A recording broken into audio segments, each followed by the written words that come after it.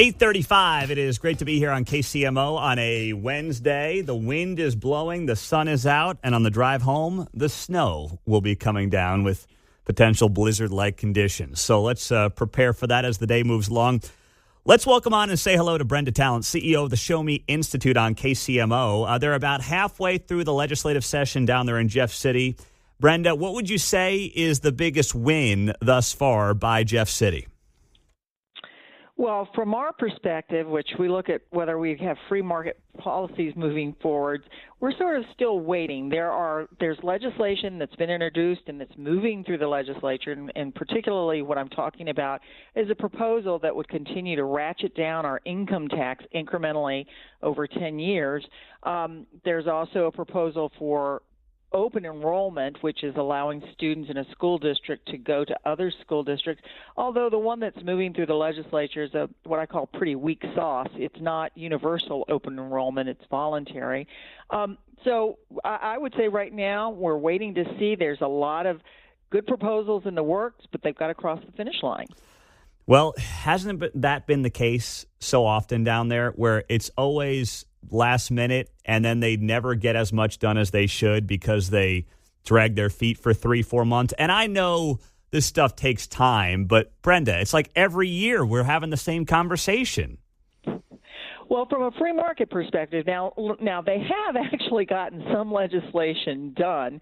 Again, it's not necessarily stuff that we're focusing on. They passed SB 4, which is this omnibus bill dealing with the utilities. We're going to keep an eye on that because while we understand the rationale behind some of the proposals, we're concerned about whether there are adequate consumer protections in that. So we're going to keep an eye on what happens with that because a lot of that implementation is going to be at the Public Service Commission. They have passed the bill which allows St. Louis police to go back or revert back to state control. That one also is one we'll keep an eye on. Everyone says this is going to make a big difference, but, St. Louis police used to be under state control, and we still had high crime in this area. So we'll see what happens with that. Again, it does appear that the Senate and the House are a little bit more functional than they have in past years. The governor is certainly engaged. But as I said, we're keeping an eye on whether the policies that we think will make a real difference for Missourians cross the finish line. Brenda Talent, CEO of the Show Me Institute, is on KCMO Talk Radio. So I want to get your thoughts, too, on what you know is going on in our backyard with the Chiefs and the Royals and the future of these two teams in this town, what new stadiums might look like if they stay in Missouri. Everyone's been kind of quiet in terms of sharing any details and what the state's role might be in any or all of this. How would you like to see this play out in a perfect world?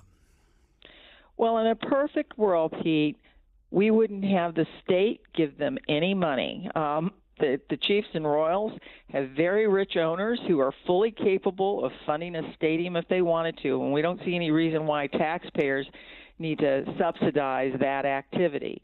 Every time they tell us, we're going to produce so much economic growth for the area, the study after study has shown that just does not happen. Now, if you want to do it because you believe in civic pride, okay, but I would say as a taxpayer on the other side of the state, I don't know why my money has to go to that. Mm-hmm. Now, has the state, did they give money to the Cardinals, when they redid Busch Stadium? Do you know?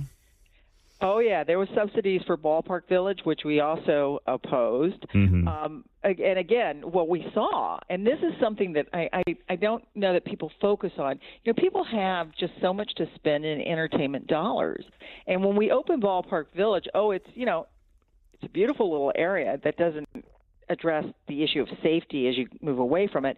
But restaurants that had existed downtown shuttered. And they shuttered. Why? Because they were competing with these new restaurants that had subsidies. And again, people aren't going to say, I used to go to this restaurant, now I'll go to both. They pick one, and that's where their money goes. And you all have seen it with the Power and Light District, right? All these promises about what that would do with all these subsidies, and it's not coming to fruition at all. In fact, the taxpayers are on the hook for it. Yeah, Power and Light still loses, I want to say it's $10 to $15 million a year the city subsidizes that place with. It's been around, 15 years at this point. It's crazy. Right. And, of course, now you're being promised, well, if we place the stadium in an area where it can, like, be one large contiguous area, oh, my goodness, we'll have all of this economic growth. No, guys, that's not what's going to happen. So what do you do then on this specific issue? And obviously we've talked a lot about this, but I haven't gotten your thoughts on it. So what do you do when it comes to Kansas on the other side offering up these star bonds that you may or may not be familiar with and trying to drag these teams over to Kansas? And as you noted, there is some civic pride and border war stuff going on here. So how do you balance that if you're Kansas City, Jackson County, and the state of Missouri? Well, Pete, I'm not sure if you're going to like my answer. I would say let them go. Mm-hmm. Why? Because you can still, if you're a Chiefs fan, you can still go watch the Chiefs game. It'll be across the border. But taxpayers in Missouri aren't going to have to subsidize that activity. Instead of Kansas will subsidize it, we can still enjoy it. It's not that far away. We can still have the civic pride because it's still the Kansas City Chiefs. And, query whether how many people in the nation understand that the Kansas City Chiefs are really in Missouri. Mm-hmm. But, I think that would be the way to go. And from a standpoint of Kansas City, let's focus on getting the basics right, whether it's fixing potholes, dealing with crime, addressing our schools, provide those services, and people will want to live there. It really isn't drawing people to live there because you have the Chiefs or the Royals. Well, no, you're right about Kansas City, Missouri proper. I agree with that. And then just the way that this game is played, it's not political, right? I mean, Kansas is obviously run by Republicans outside of the governor's office, but they're all in on this. Missouri, Republicans, Kansas City, obviously Democrat.